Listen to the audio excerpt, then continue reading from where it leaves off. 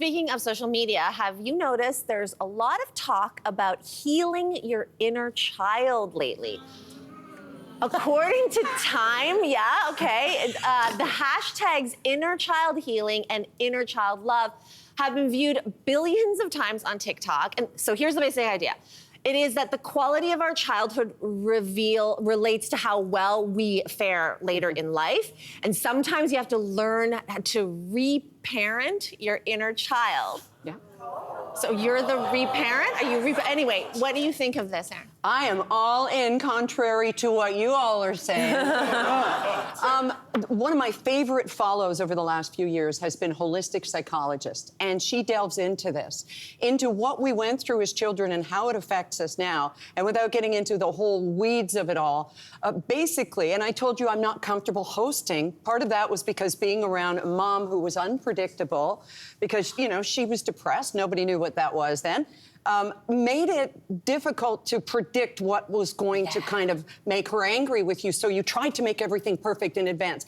And if you're always trying to look ahead at what could happen, what people won't like, is that person having a good time? Should I fill their glass? All those things. It can make you insane. So one of the best things I've ever heard, and I don't think it was from the holistic psychologist, is this. Forgiveness, and we have to forgive our parents and get on with our own adult lives. Forgiveness is when you stop wishing for a better past. And that is what, to me, is looking at the inner child and saying, that happened, now be stoic and go on with your life. If you can. Wow. Yeah. Are you okay, Jess? Jess is now going to be just emotionally. I'll be back in 10. That's right. Holy smokes, that was good. It's true. Wow. Yeah. Why were you so affected by that? I'm like, oh my God. This whole thing sounds really interesting, and it also sounds like a lot of work. Yeah. It is. And I am the type of person who doesn't want to do the work, but when you said that, I was like, oh, I think I gotta do the work. I gotta do the work, but that sounds beautiful. I think that sometimes I would like to go visit my inner my child. Yes. I would, but less to sort of be like, oh, honey, don't worry, you're gonna grow up to be this or that, or don't worry, everything's gonna be fine. I wanna get advice from that 5-year-old Jess. Because as a 5, 6, 7, 8, 10-year-old Jess, I had so much confidence, and I felt like I had a clearer idea of who I was then than who I am now.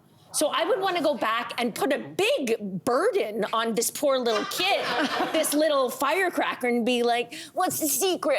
Help me out. Because I feel like I need advice. Do you want to hear a little exercise that they had? Oh, God, okay. I don't do this yet, and I am in therapy, and I've never done any inner child exercise work, but I'm interested. And so in this article, they were saying this is a simple one. I think you would probably do it alongside a psychologist of some sort, but it's called left hand, right hand writing. So you take your non-dominant hand, and you're supposed to just kind of write stream of consciousness. You start with your dominant hand, you write, why are you so sad, for example. And then you answer with your non-dominant hand as if you're answering from your child's perspective. Oh my God. And apparently you go back and forth and ask yourself your inner child questions. And when you're writing from the more vulnerable hand, the hand that doesn't work as well, stuff comes up. Wow. So they say. So that's something everyone can try and see what comes up. You're making a face.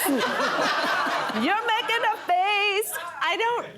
Listen, I think that these are great exercises for the people who respond to exercises like that. I just don't respond in that way. I see your inner child a lot. Because I never grew out of the inner child. That's good, too.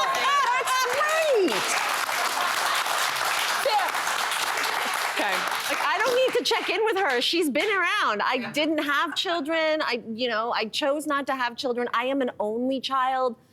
So you can imagine how I think we see it every day, Monday to Friday, 1 p.m. on the social, how immature I am. Sometimes I do want to hug inner child Lainey. That's all. Yeah. That's all. I'll just leave it there. Anyway. Thanks for watching. We've got lots more discussion and debates on everything from food and fashion to pop culture and current events. Don't forget to click like and subscribe.